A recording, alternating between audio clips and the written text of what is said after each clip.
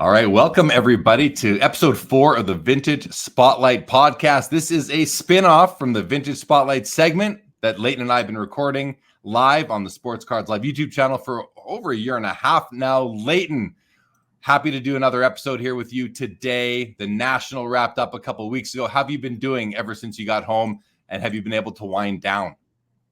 It's been difficult, but I've been doing great, and I'm grateful to be as busy as ever.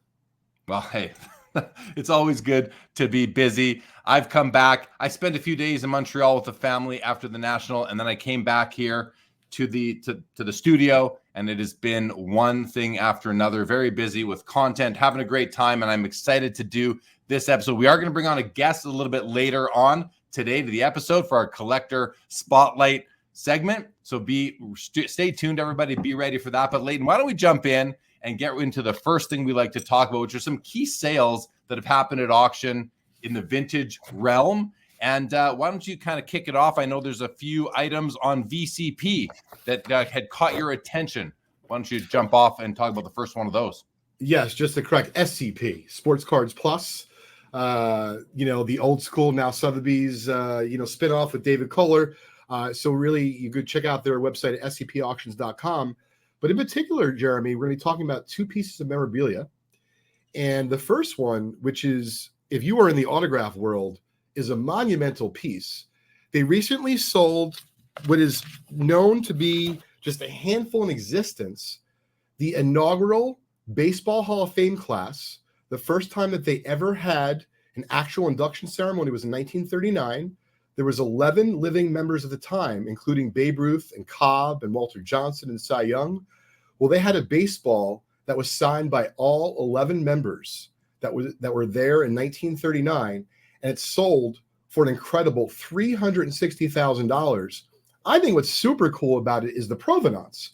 It actually comes from a former Major League Baseball pitcher and umpire who was physically there in 1939 collecting these 11 signatures himself. I just thought it was fascinating, the actual provenance behind the ball and how really this day and age, even with grading and cards being as popular as they are, a relic like this sold for big, big money. Yeah, that's amazing. It's really cool. I love the provenance. You mentioned Eddie Rommel was the MLB pitcher and umpire. Very cool piece right here, as you can see. The Babe Ruth auto, the Walter Johnson. I have to think Honus Wagner is on here too as one of the original inductees. Now, it's interesting here, Leighton. It says on June 12th, 1939, the very first Hall of Fame induction ceremony was held in Cooperstown to honor the classes of 36, 37, 38, and 1939. Tell us a bit about that. Well, that was what was so interesting, is that the Hall of Fame had actually had a few inductions, but for whatever reason or another, deemed that the first year they actually held a ceremony was in 1939. So you can imagine, I mean, Jeremy, think about this. This is, of course, forget about pre-internet. I don't really know that many people were collecting back then. So to me, to have the foresight to document that just incredible event by going and getting these signatures and then having it be preserved for just multiple decades, to me is mind-boggling. It truly is. I like that in the listing here, they do list off here on SCP. They list off all the living attendees that were there and signed the ball. And yeah, Honus Wagner was in that first class. I believe Honus Wagner is from the original class, which would have been, I guess, the 36 class. Correct. That's really interesting stuff. So this ball sells for $360,000. In the description here, it also tells us that in 2019, one of the only other 1939 original 11 Hall of Famer balls sold for $623,000. Leighton, it would be really awkward, and I feel like I would be doing a disservice to these historical items to say that it fell in value by almost 50%. But can you describe or explain any of your theory as to why would a similar ball with the same autograph sell for over $600,000 in 2019, and 5 years later, $360,000? Do you have any theory on that? Sure. It was a great question, Jeremy. And I remember the sale at the time a few years back, but I don't remember the quality of the ball. So number one, it is possible, forget about grading, that the ball was just nicer, meaning nicer signatures. The ball was a little bit whiter. So that's possible. Number two, at the time, seeing as how that might have been the only original 11 to sell, maybe since that has since sold, the person who won that ball doesn't want another. And as we know, the way auctions work, Jeremy, it takes two to tango and really take that price from approximately 360,000 to 600-something thousand. So I think that's another possible explanation. But then we talked about it a little bit off air. We all love our cards and we all love our vintage memorabilia. And I think one of the challenges that the memorabilia market faces versus the card market, it's just not as liquid. So in other words, we were talking about even something as simple as a 1986 Fleer Michael Jordan card or a 1933 Gaudy Babe Ruth. In other words, if you have a 1933 Gaudy Babe Ruth in a condition of a 3 out of a 10, we kind of know it generally falls between X and Y. But with memorabilia, it's a little bit more difficult. And you're talking about an actual 3D object that maybe doesn't have that many of them around. So in other words, maybe to one person, the ball being whiter is really important. But then to another person, the signatures being bolder is also really important. As we all know, with art and cards, beauty is in the eye of the beholder.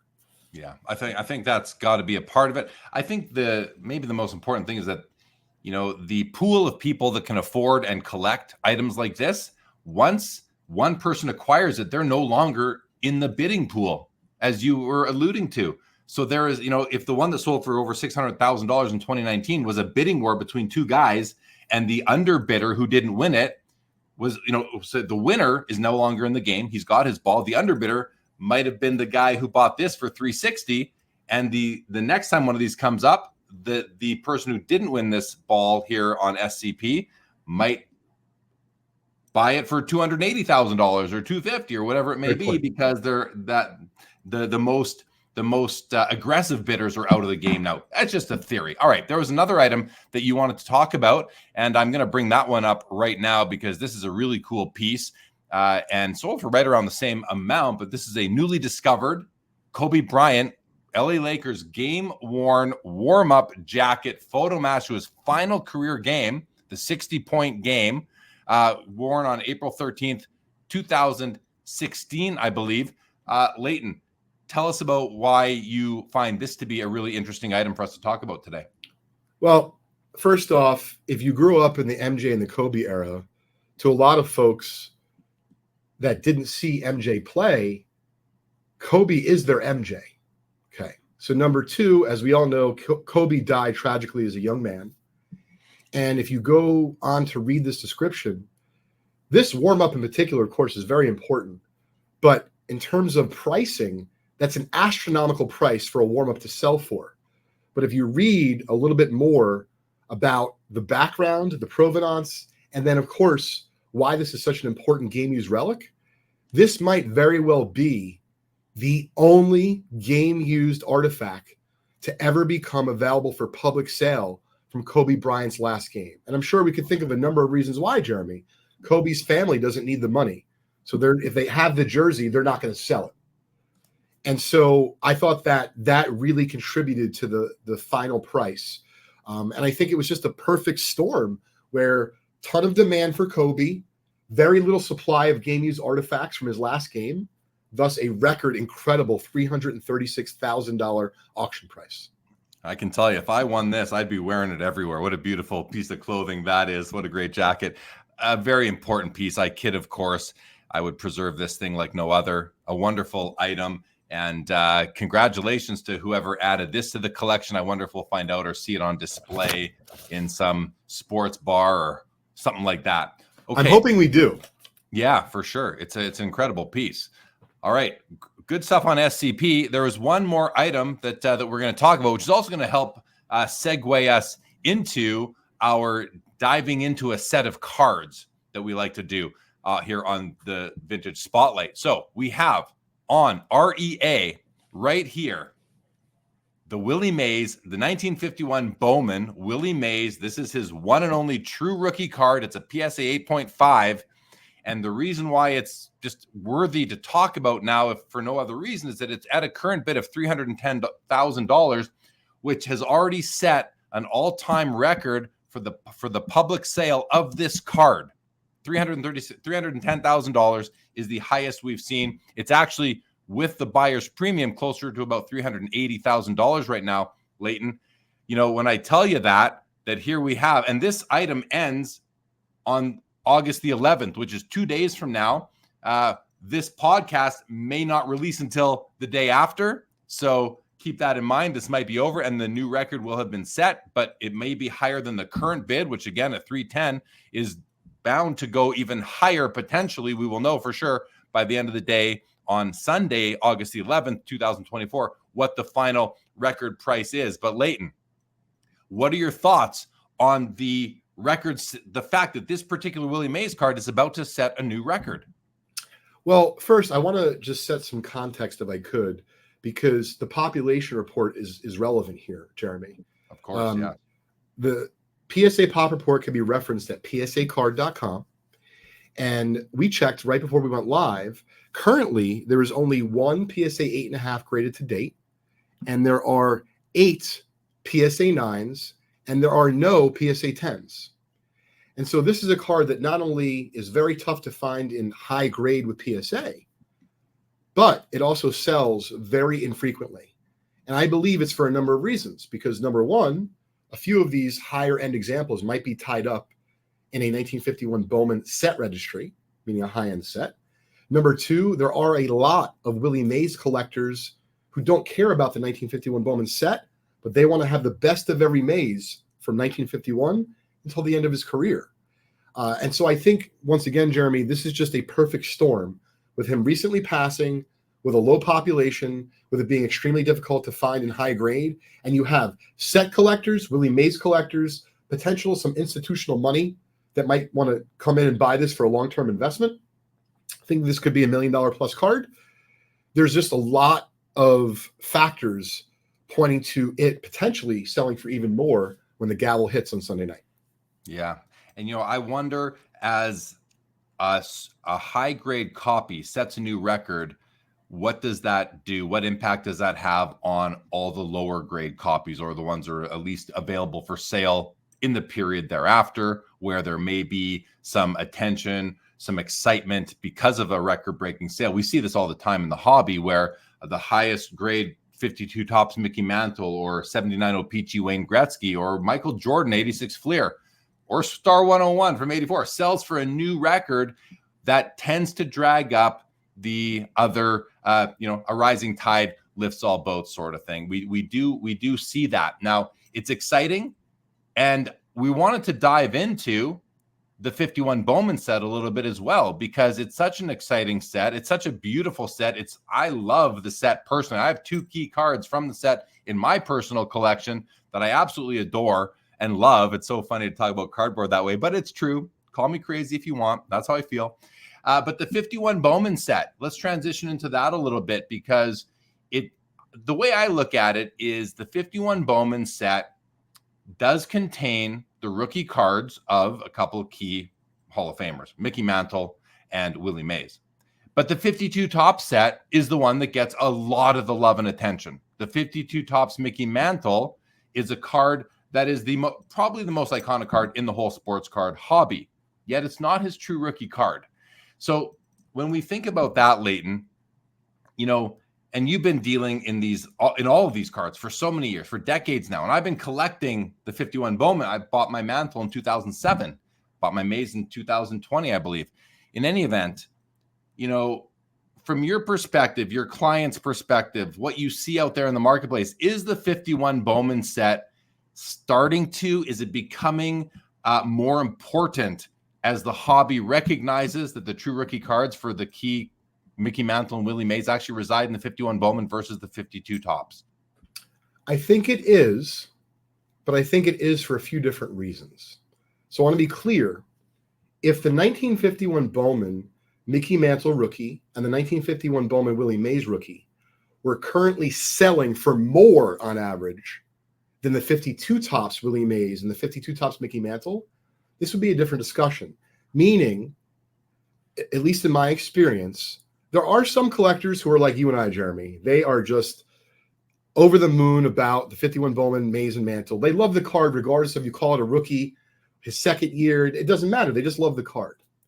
but there is a segment of folks who are actually going out and acquiring the Willie Mays 1951 Bowman and the Mickey Mantle 1951 Bowman, if for no other reason, because they believe they're both undervalued. Because they've seen that even though the Mickey Mantle card is not his rookie, we were talking about this a little bit off air.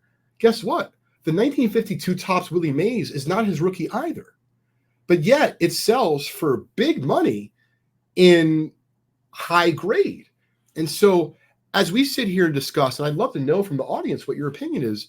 So the Mickey Mantle 1952 Topps is from the high series, but the Willie Mays 1952 Topps is not. But for some reason or another, in the last few years, the 1952 Topps Willie Mays has also taken off in price. So it begs the question, and you just asked us a few minutes ago, is this the time now for the 1951 Bowman Willie Mays rookie to shine? Because this 8.5 is going to close. As we said, we don't know when our 4th episode of Vintage Spotlight will drop, but inevitably this card is going to set the record. We also believe it will likely bring up, even if it's just a short flash in the pan, some of the lower grade 1951 Bowman Willie Mays rookies will likely see at least a short-term bump. I have my own opinion, which I'm going to render in a second, but I'd love to know from the community, from the folks who are consuming this, what is your take on this? Do you think that the Willie Mays rookie 1951 Bowman is just a better play, is a better deal than the 52 Topps, considering it's not even from the high number series? I don't know, but personally for me, as you said, Jeremy, I long ago acquired a Willie Mays and a Mickey Mantle 1951 Bowman because I inherently believe that not only are they the rookie cards, but I also believe that as more people, I don't know if we're going to 10x the hobby the way Fanatics thinks we will, but inevitably we'll find out in a few weeks at Fanatics Live what's going on with the vibe there. Putting that aside, I just think that as people educate themselves, they won't necessarily care what pre-hobbyists before them coming into the hobby thought. People will start to think for themselves. And I believe there's going to be a faction of people that are new, but start collecting vintage, that are going to not care what the lore of the 1952 Topps set in particular, the high number series, is to them. They want the true rookie cards of Mickey Mantle, and they will want the true rookie cards of Willie Mays. Yeah, great points. And I have a question because I don't follow this as close as perhaps you do. We know that the 52 Topps Mickey Mantle in the same grade will outsell the 51 Bowman Mickey Mantle rookie card. So the 52 first Topps card will outsell the 51 true rookie of Mickey Mantle. Does the same law apply for Willie Mays? Does the 52 Topps Willie Mays outsell the 51 Bowman? Great question. Mays in So I'm going to start with the low grade because the high grade, I want to kind of dive into the numbers a little bit off air. But I believe that a Willie Mays 1952 Topps in a 1 is about $2,000-ish, give or take with eye appeal. A 1951 Bowman Willie Mays rookie is actually a drop more than that in a 1. So it's interesting, once again, is there something there that we're going to see with this 1951 Bowman Willie Mays PSA 8.5 about to smash records in the REA auction? Is that going to continue to propel the 1951 Bowman Mays from the top and now these lower grade ones and continue to see increased pricing? I don't know, but you bring up a great point, Jeremy, because it's not the same for the 51 Bowman Mantle, because a 1952 Topps Mantle in a 1, even if it's terrible, sells for 25 or 30,000-ish.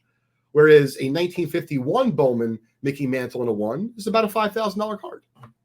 Yeah, interesting. And we often hear the comparison for the Mickey Mantle, the 52 Topps versus the 1951 Bowman, as an analogy to the 86 Fleer Michael Jordan versus the 84 Star 101. A lot of you hear the narrative somewhat that well.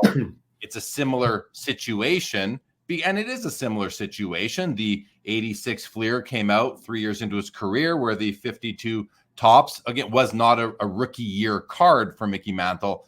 But I think one of the key differences there is what defines a rookie card. And there's really never been, I don't think there's ever been an argument out there that anyone could really stand on saying that the 52 Topps is the Mickey Mantle rookie card. We do see sellers of that card often call it a rookie. I think it's out of convenience more than anything else. But I don't think there's ever been an argument put forth that has legs to stand on that would say that the 52 tops Mickey Mantle or Willie Mays are their rookie cards. Does that align with your thoughts? It does. I think that what you're seeing, a lot of folks who are true tops lovers and hobbyists will say, well, because it's their first tops card, that's their rookie. That doesn't necessarily work for me, but that's what makes the hobby so interesting. Yeah. Everyone can decide for themselves. And it's still not, listen, I'm not trying to take anything away from the 52 top set. Those are iconic cards, very important. For whatever reason, the 51s have kind of been the little brother to the 52 tops, but I think that their significance and importance can't really be overstated. And for those reasons, those are the cards I've chosen to purchase over the years, are the 51 Bowman. I believe they're the true rookie cards. I think most people do. And, not to say I wouldn't like a 52 tops Mickey Mantle or Willie Mays. I certainly would, but they're just so expensive. They've gotten out of reach for the most part. So I'm going to probably move on. The 51 Bowman set, though, what are the other key cards from that set, Leighton, just to wrap up? That's a great question. The next best card in the set as far as a rookie is the Whitey Ford card. And what's so interesting is, of course, he was a dominant Yankee pitcher, especially in the World Series, and he's a Hall of Famer. But he also happens to be just the #1 card in the set. And so that makes it even more challenging to find it in really nice condition. And I remember I had years ago PSA 8 Whitey Ford, and I remember thinking, oh, I'll get one back, and I sold it. And of course, I haven't had one since. And that card is just really a beautiful, beautiful card. Right on. Okay. But there is the Nellie Fox rookie. He's a Hall of Famer. And then in terms of just some of the all-time greats, I mean, Teddy Ballgame has a card in there, Roy Campanella. So it's a super fun set, but it does not have Jackie Robinson. Yeah. Oh, imagine if it did. But there's a 1950 Bowman. There is, but I'm curious as to, did his contract expire because he doesn't have anything going on in 51? Of course, he does a 52 tops card, but no Bowman 52 Jackie.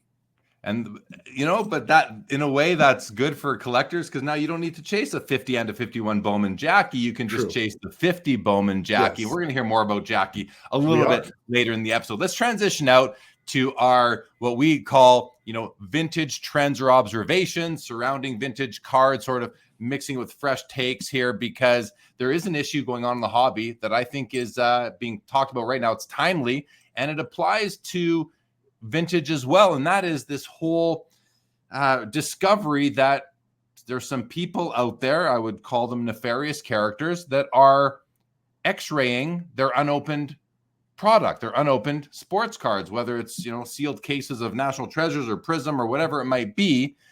But you got to think that this could also apply to vintage. And Leighton, you in your Vintage Breaks business, you break vintage packs on the platform. When you first learned about all this controversy around these MRI machines x-raying unopened product, what did that make you think as it relates to your Vintage Breaks business? Oh, candidly, at first I was hoping it wasn't true. Meaning I hope that it wasn't possible. I hope that maybe someone tried but failed. And, whatever the case may be, it wasn't going to be something that was going to be an issue. And as we talked about it prior to the recording of the show, it is absolutely something that is very relevant to discuss, which is why we chose to talk about it in the Vintage Spotlight. And so what I'm doing is I'm keeping an ear to the ground and making sure that if there's any developments, I stay aware of them. One of the things that I wanted to bring up, we didn't really talk about off air, but of course, I hope it's not possible. Only time will tell. But if there is any single breaker or breakers that have been shown to use this in a way to have an advantage in any way, shape, or form, I just hope that news gets out so that the public can decide from there who they would break with or not break with, if you catch my drift. Yeah. Because I think that, of course, is not an acceptable practice in any way, shape, or form. I agree. I think it's gonna cause people to have a little bit of uncertainty when it comes to breaking product. I wonder what impact it'll have on the overall breaking business. And it comes back to, who do you trust, and who, there are bad apples in this industry, but there's so many good people who are doing things the right way. And I think once you, as a person who likes to take part in breaks, vintage or modern or somewhere in between, you just have to deal with people that you believe are doing the right thing. And it's maybe it's a bit of a leap of faith because you can't really get into anyone else's brain and know exactly what they're thinking. But if you have been doing business with somebody for a long enough time, if you've been consuming their content for a long enough time, and or maybe even know them and have met them in person, perhaps you're comfortable and you can take that. If it is possible to x-ray these things, which I think it is, it seems like it is, you almost have to take that leap of faith and just believe in the people that you believe in. And because otherwise, what's if every single unopened pack, box, case out there is being scrutinized and not believed in anymore? Well, what happens to the unopened product business? I think it changes the market considerably if people like overwhelmingly are skeptical. Well, I mean, a few things there to unpack. All great points, Jeremy. So number one, you absolutely, whether it be you're talking about unopened or vintage cards, but to be fair, modern cards as well, you should align yourself with a shop, with a breaker, with a collector or group of collectors or group of breakers or group of shops that you can rely on for information. And so I've been consuming a lot of content from other content creators in the space because they have been chatting about and talking about this very issue, it seems like, for the last couple of weeks. And I forgot the name of the podcast, but I want to give them credit. I don't know if it's Sports Card Madness or something to that effect, but he was going to actually interview one of the companies that was offering the service. And what I heard, at least so far through the grapevine, is that vintage might be safe because there is no way for them to actually detect any noticeable difference on this cards in a particular pack. So for example, if you take that 1955 Bowman pack that we opened all those years ago that yielded the Mickey Mantle in the 19th spot out of 20 cards, that card doesn't have any different features other than the card number and of course a different picture. But what I've heard so far is that the reason why this is very alarming to the unopened market in particular is because on the modern side of things, there are so many different shapes and sizes with patches, things like Flawless that have gems. And so it's just a little bit potentially more easy to discover potentially using this CAT scanning service, if I'm saying it correctly. So listen, we don't know exactly what's going to happen yet. I do hope that if there are issues, that on the modern side of the things, whether it be its Topps, Panini, Upper Deck, Leaf, so on and so forth, I have to imagine, Jeremy, that they're going to not only recognize this as an issue, but they're going to take steps to try to rectify that moving forward. And so, listen, for now, I would say stay tuned to podcasts such as ours, the Vintage Spotlight, and there's countless others that are fantastic podcasts out there. And make sure that you stay on top of the information because that's what I'm going to do. Yeah, same here. I think it's important to understand how this story develops and follow the impact that it's going to have on this great hobby of ours. Okay, let's bring on our guest for this episode, none other than Dave Schwartz of the Iowa Dave of the Shallow End podcast. Dave, welcome to the Vintage Spotlight. It's great to be here. I've enjoyed listening to the discussion up to this point, and it allowed me to go on a deep dive of Eddie Rommel while I was waiting in the room. So I'm now probably one of the world's premier Eddie Rommel experts. That's cool. You know, isn't that what's so great about our hobby, Dave, is that we could just so easily go down rabbit holes. And it's not always about cards. It's about players or uniform styles or whatever the case may be. Thanks again for joining us. Really appreciate it. Happy to be here. It's the history. And this is, I think what you were saying there, Leighton, the history of the game, the history of the sport we collect.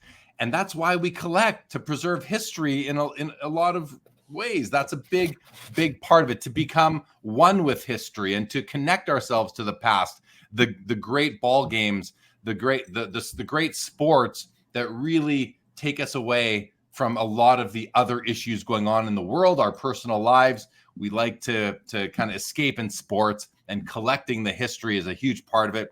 Great observation there. Dave, welcome to the show. And the reason why we invited you on is because, well, you have a great story to tell. I mean, you've been chronicling your hobby experience on the Shallow End podcast, but you recently acquired a really interesting card. I'd like you to save, kind of revealing what it is till the end, even though a lot of listeners and viewers may already know from following you yourself on your platform. But can you share with us your story of how you progressed from kind of getting back into the hobby in the shallow end, and what your journey has led you to, and this epic moment at the National in Cleveland. Absolutely. So I collected as a kid, like many. For me, it was between 83 and 90. And then like others, I jumped back in 2020. And I jumped back in because I was trying to get out, in that I went home to where I grew up, to my dad's place down in St. Louis. It was during COVID. Went down to see him, and my collection of cards from as a kid were still on the right side of my closet in my childhood room. I was insanely organized. I had binders, I had boxes, I had everything labeled. I had some things in top loaders. And thank you to my parents, they never tossed it. They just left it right there, dust and all. And so went home, my family, loaded them into the back of our car and drove them back up with the intention of selling them or throwing some out, recycling some, and did that with most of them and got about 15 of them graded, and sold all of those as well, except for one. And I was down to one graded card, and it was 91 Upper Deck Michael Jordan in the baseball uniform. Got a PSA 10. Wow. And hooray, young me, for keeping things nice and neat, right? And this was a Michael Jordan card in 2020 as things were going up, and it sold for way more than I expected, had any idea that it was going to sell for. And so I said to my wife, do you mind if I keep some playing around money for this? And that became the seed money for what became my collection, right? So I put cool. some of it in and went to groceries and whatever else. And that was it. And I jumped back in with an Anthony Edwards Prism base rookie. That's what I was supposed to do. It's all right. No, it's fine. I laugh at myself too, and that was it. But gradually over the next couple of years, I realized I'm a baseball card guy. And so I just went straight back to baseball cards, buying things like Juan Soto. It took me 6 months of ripping wax to realize that Don Russ cards didn't have the team logo on it. And it suddenly hit me one evening. Wait a minute. Where's the Royals logo on a Bobby Witt card? And that's how I learned about unlicensed cards and everything else. So it was just trial and error, as the rated rabbi calls it, you're paying tuition, right? And so that was my paying tuition. And then anyway, long story short is I just have gradually transitioned almost my entire collection to baseball and cards that I like. And it's a mix of vintage to active players, but baseball is what I collect now. Really interesting, and I'm glad to get the backstory. So now tell us a little bit about after you took that play money that your wife, confirmed you could do, and you started to build your collection back up. How significant has the vintage part of the hobby been to you? How do you rank in your own interest? Are you more interested in vintage than modern than vintage? How do you look at the two different eras of collecting, and what have you done with your collection in recent months? I don't look at one as being more valuable to the other. I have more personal connection to players who have existed and played during my life, just sort of naturally. That would be players from like 1980 on. I was born in the 70s, but I became conscious of players in the early 80s, Ricky Henderson, Don Mattingly, Ozzie Smith, those types of guys, right? But I am a history nut and a sports historian. I even wrote a book once about sports history. So I have a real tie, a real professional and just personal interest in history. So that's why I like vintage cards, whether it's St. Louis players, me having grown up in St. Louis, so Gibson, Musial, George Sisler, Satchel Paige, those types of guys. Or people have historical meaning, Jackie Robinson, Nap Lajoie, whoever. It might be Reggie Jackson. So my interest in vintage cards ties to the history and the meaning of what those players mean to American culture, sporting culture, baseball history, whereas the more modern players, 1980 onward, are just players who I have a fond memory of.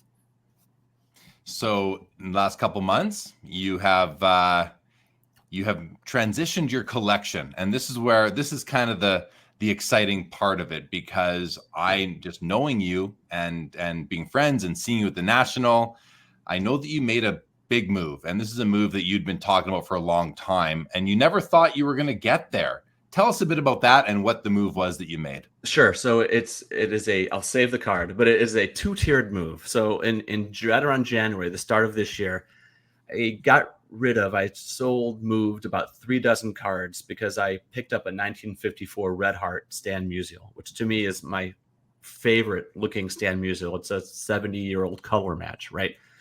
Picked it up in a PSA 6, would have been even higher than that had it not been for some little stain on the back. Stunning, the best one I'd ever seen. But then I thought last October, it was around last October, November, I came up with the idea of, what if I went for my one true Grail card? And I think that you don't have a Grail, you have the Grail. Grail means one thing. And so what if I sold everything? What if I traded and moved everything for the one card? And it's the one card that if I didn't get it, I would feel like my collection was never really complete, as in, what am I even doing in this hobby space at all? And then I already brought him up, but I was on Dave Spinrad, the Rated Rabbis podcast. I think it was in April. He wanted to talk about it some more. He thought the idea was interesting, even though 6 months had passed, and I thought it was pointless. But he said, let's talk about this idea some more. And it re-sparked this idea. And then so in April, I was looking at my cards, looking at my collection, looking at values, surfing through Card Ladder. If I got rid of everything, I probably could get this card in a PSA 1, 1.5, or maybe even a 2, depending on who the seller was and what their expectations were. And so I started doing that. And I ended up having to move the Musial. That was awful, but I ended up having to move the Musial, plus other cards, and it ended up moving between 85 and 95 cards in total. And of the baseball slabs that I moved, it was about 92% of my total collection was gone. And so I went to the National, and I had resources in hand, determined, hopefully, to get this card. And the very, very first booth I went to had said they had a copy of it. And during the Tuesday night sneak preview VIP, they moved it. And then Wednesday, I went to another booth, and they said, oh, sorry, we moved ours on Wednesday. So I'm like, okay, this card is flying right now. It's off shelf. And I knew that there was one booth that for sure had it. MC Sports, I knew had one. And people had sent me the link during their preview for the show. They posted cards that they were bringing to the National, and that was one of them. And it was in a 1.5. And I hightailed it over there. I'd only been at the show for 45 minutes at this point, and I was going to be there for another 2 days, which means if I bought this card while I was there, I was basically going to be walking through a museum for the next 2 days. Which is okay. Right. And long story short is I did it. I got the card that I was going for. And it was a 1.5 with a PWCC top 30% eye peel sticker on the back. And I can now fit my entire collection into a Ziploc bag, essentially, if I wanted to. Well, why don't you show us this card and the big reveal? I'll put the spotlight on you. Here it comes, everybody. The big card that really, I want to say, changes the whole structure of your collection. Good. So not a rare card, but the most meaningful card to me, of the most important card of the most important athlete in American history. And it's the 1948-49 Leaf Jackie Robinson rookie card. Yeah. Very cool. Yeah, very, very nice. Now that Congratulations, Dave. From here, Dave, does not look like a PSA 1.5. Tell us a bit about the card itself. Sure. So I'll hold the best I can. Sorry about the lighting. The creases, it has a couple of creases, but they're not on the cap, they're not on his face, and they're not on his body, which was, I definitely didn't want one over his face. But there's one right here. There's another one down here. But unless you look at it at the right angle, you can't even see it, which is wonderful. It's reasonably centered. The color is really nice. Beauty. Where the crease is most visible is on the back. You can kind of see it over here if I were to really zoom in on it. It doesn't have that bloodshot left eye of his that I was worried about. That was a deal breaker for me. I didn't want him looking like he was high in my copy of it. But it is the registration is very good, not great, but it's very good for 1.5. And there you go. So I've got this card. It's like hitting the reset button, as I've been saying, on my collection. And I've been, looking at cards on Fanatics, whatever they're calling it, and eBay since I've been back. And other than buying a couple of little things unrelated to my overall larger collection, don't know where to go next, because I want to make sure things fit, and I don't want to just be accumulating for the sake of accumulating. How exciting is it to not know where things go next? I love that, because it's just a blank canvas. You can do whatever you want. Take your time. There's no rush. There's no pressure.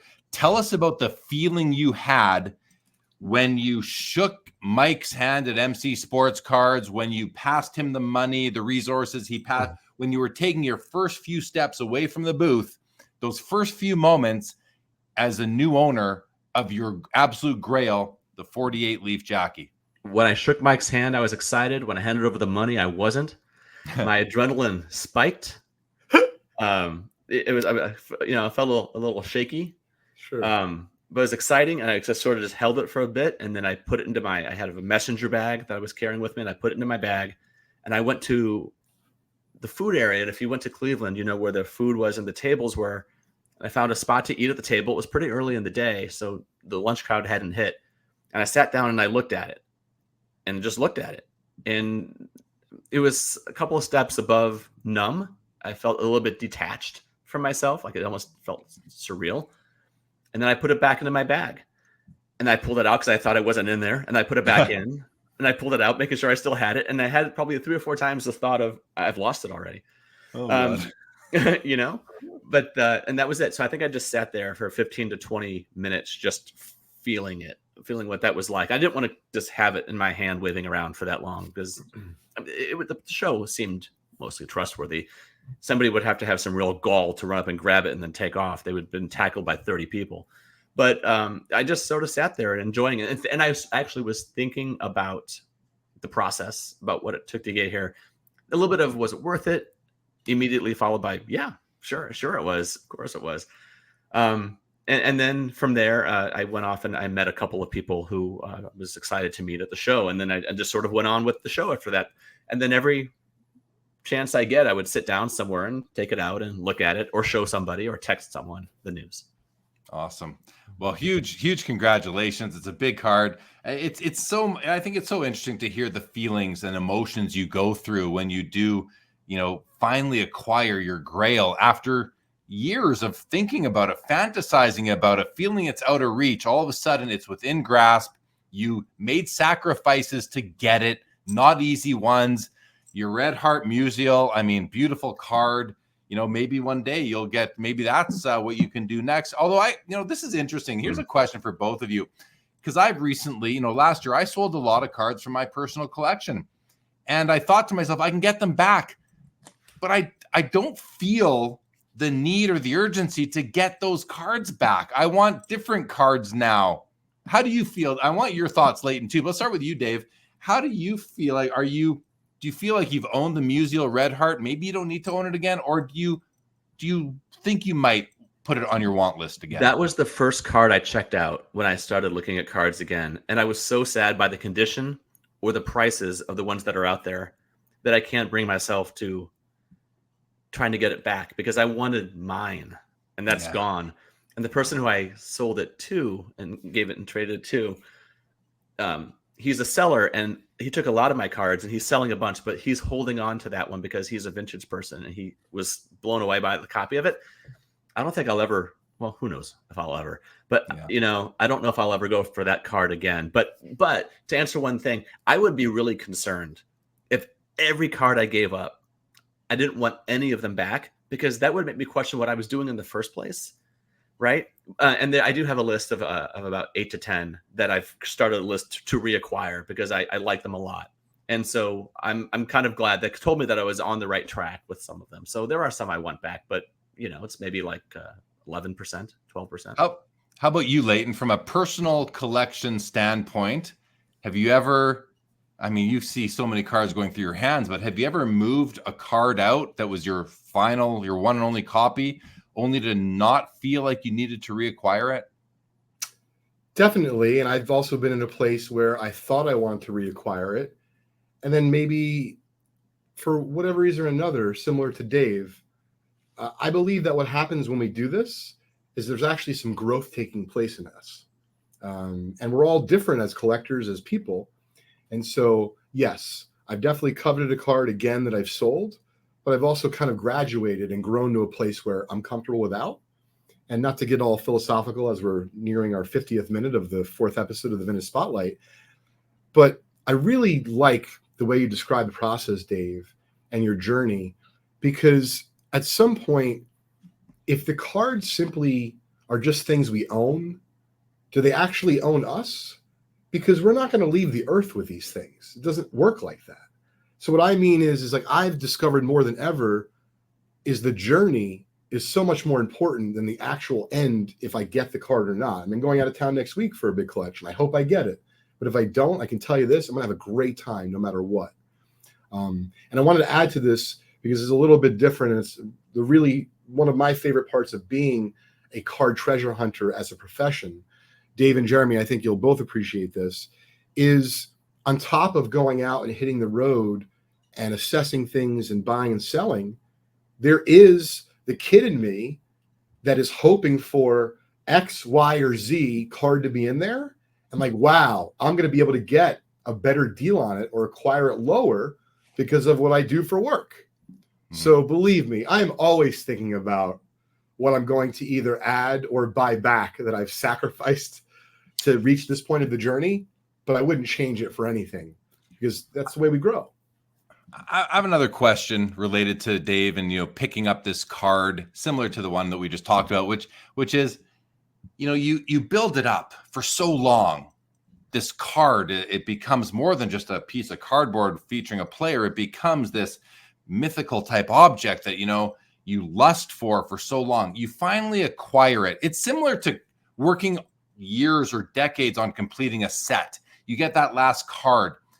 Dave, when you finally got it, and this might seem counterintuitive, which is fine, was there any letdown for you? Was there any letdown that I got this card? It's like, now what? Like, is my journey over? What? And you said you don't know what's next, but was there any emotional letdown that you weren't anticipating, that you felt not right in those first few moments after putting the card in your hand, but even in the days after? I'm curious. No, none whatsoever. I felt content and I felt relief because I hit a point sometime in February where buying any card, except for little ones that I'm just, filling out little projects with, that anything of any substantial value, I stopped buying or felt like a waste because I could be putting it toward a Robinson. I felt like it was just a waste of my time, waste of my resources. I certainly know the feeling that you're talking about. I felt that many times with cards that I thought were important, thought that I wanted.